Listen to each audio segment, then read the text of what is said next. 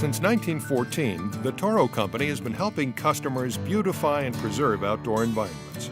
From golf courses, sports fields, and commercial properties to yards like yours. Now you can easily create vivid, eye-catching stripes and patterns on your lawn with the new Toro lawn striping system. Yes, please. Welcome back and thanks for joining us. It's 2021 and everything's inflated and overpriced, so if you're thinking about making an unnecessary purchase, just buy this. Today we're going to be looking at the Toro striping system, the 22-inch Toro striping system. I've actually been sitting on this thing for about 3 years. I've been wanting to show you guys for a while, but I'll be honest with you, you could only use it when the conditions are right. And we'll go over that detail in a minute. Now, anybody that tells you that owns this, they love it. What they're not gonna tell you is you're not gonna use it all the time. You're not supposed to. The conditions have to be right. And it's kind of hard to move around. It's a little hard to maneuver. So we're gonna look into that here in a second. But basically, it's about $100. You can find it online. Super easy to install, super easy to use, but it's got its pros and cons. The really nice thing about this thing, it's really easy to install. You only need one tool, a Phillips head screwdriver. First step, take your mounting brackets. They're idiot proof. They say up. See that? Yep. Make sure that's facing up. You're gonna keep everything loose. Line those up, line up the hole, insert the bolt on each side. Now keep in mind, you're gonna keep everything loose till the end. This is a dry fit. Once again, this is a dry fit. We're not tightening everything down. Once you got your mounting brackets on, you're gonna wanna make sure that you're gonna angle it as close to the deck without touching it or without interfering with the bag or the deck itself. So you're gonna wanna get it pretty close.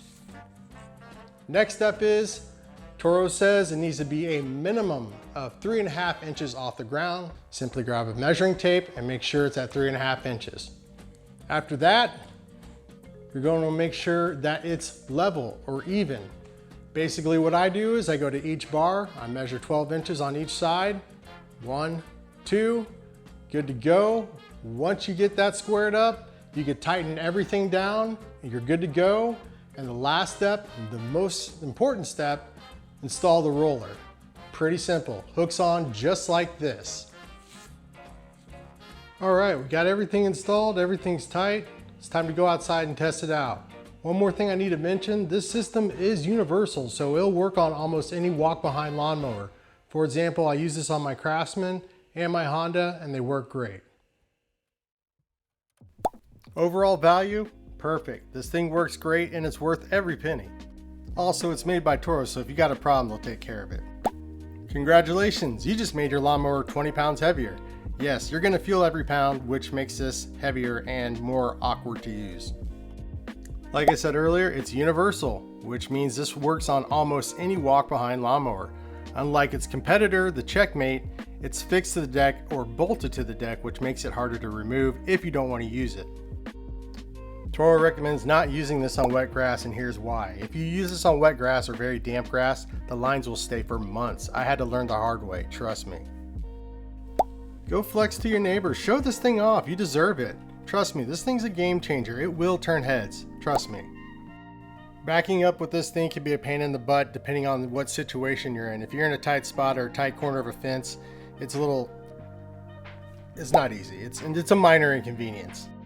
Easy removal. If you don't want to use this every time you mow or you just need to take it off quickly, it's easy. All you have to do is unhook it. Like I said, if you have the Checkmate, its competitor, the Checkmate bolts to the wheels or bolts to the frame of the deck.